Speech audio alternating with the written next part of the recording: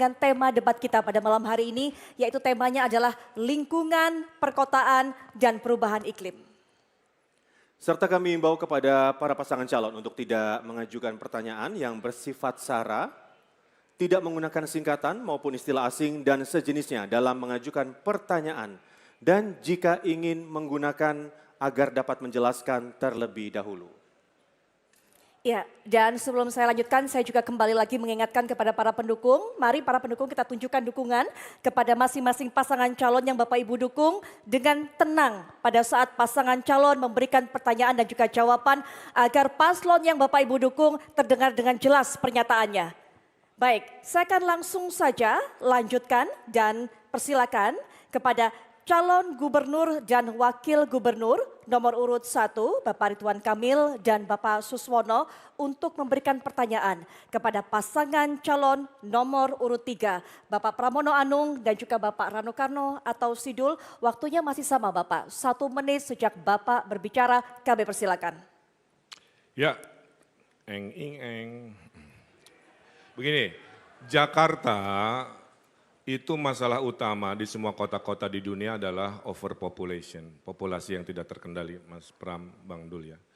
Sehingga dalam 5, 10, 15 tahun ke depan, proses pemadatan kota itu kan menjadi penting.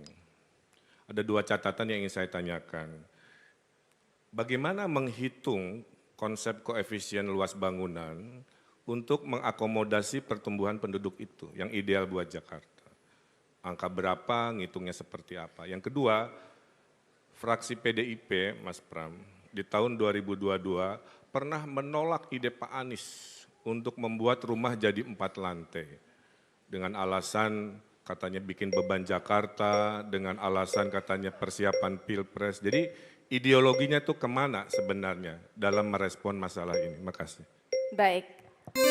Waktu sudah habis, diberikan pertanyaan, langsung saja diberikan jawaban oleh pasangan calon nomor urut 3, Bapak Pramono Anung dan juga Bapak Rano Karno atau Sidul. Waktunya 2 menit mulai dari Bapak berbicara, kami persilakan.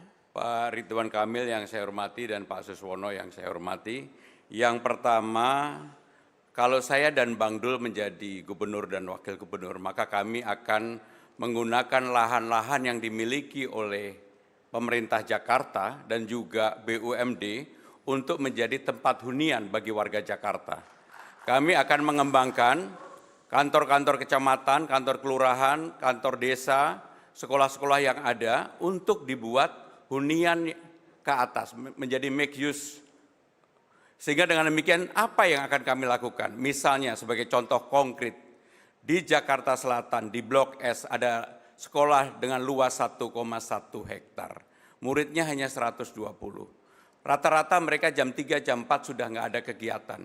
Nah yang seperti itu akan saya gunakan untuk membuat yang pertama, lantai 1, 2, 3, 4, 5 ke bawah menjadi valet parking.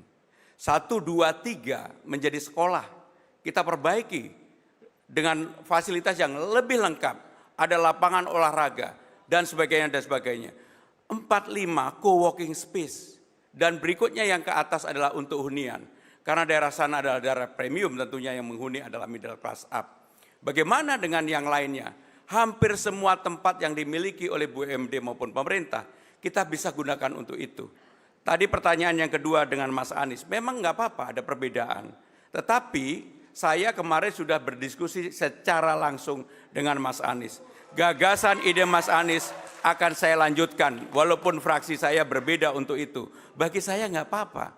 Inilah yang akan kita bangun untuk Jakarta. Apa yang baik kami lanjutkan, baik dari Mas Anies, baik dari Pak Ahok, Bang Foke, dan Pak Sutioso.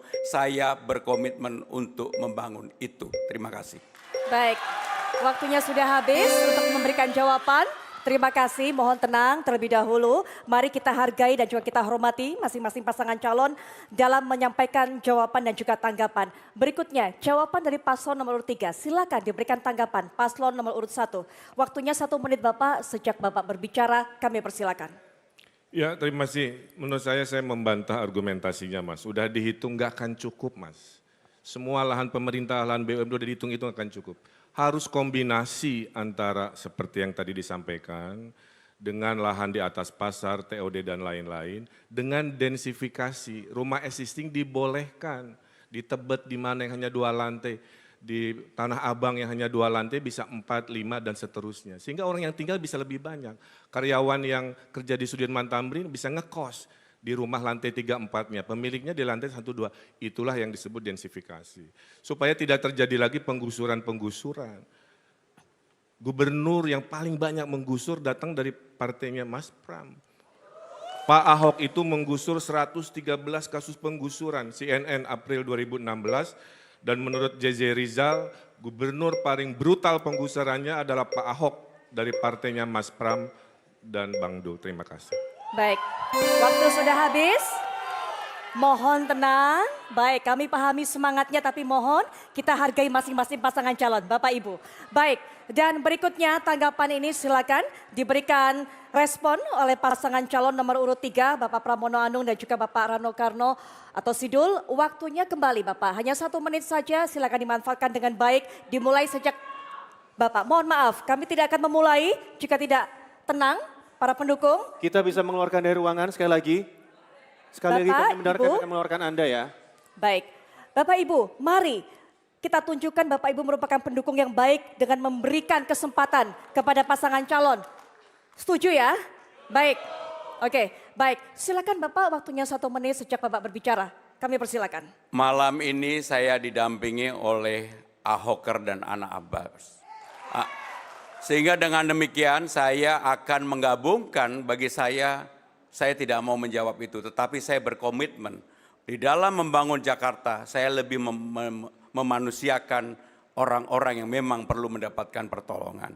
Sehingga dengan demikian catat apa yang menjadi omongan saya. Kalau saya menjadi gubernur, saya tidak melakukan penggusuran, yang saya lakukan adalah pemberdayaan. Dan itu yang dibutuhkan oleh warga Jakarta. Maka saya fight untuk maju ini setelah melihat persoalan di bawah. Kartu Jakarta Pintar, kartu Jakarta Sehat. Orang banyak sekali, kartu lansia yang harusnya mendapatkan, tidak mendapatkan. Dan itulah yang membuat semangat saya untuk hadir dan tampil menjadi orang yang menyelesaikan persoalan yang ada di bawah, persoalan rakyat Jakarta. Termasuk BUMD pasar tadi, itu kan milik BUMD. Sehingga dengan demikian pasti akan kami bangun juga. Terima kasih. Baik, Bapak mohon maaf, waktu sudah habis.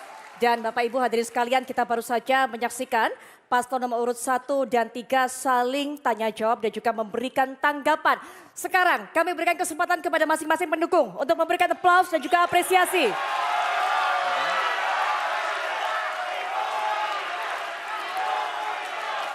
Baik, cukup Bapak Ibu, kita lanjutkan kembali.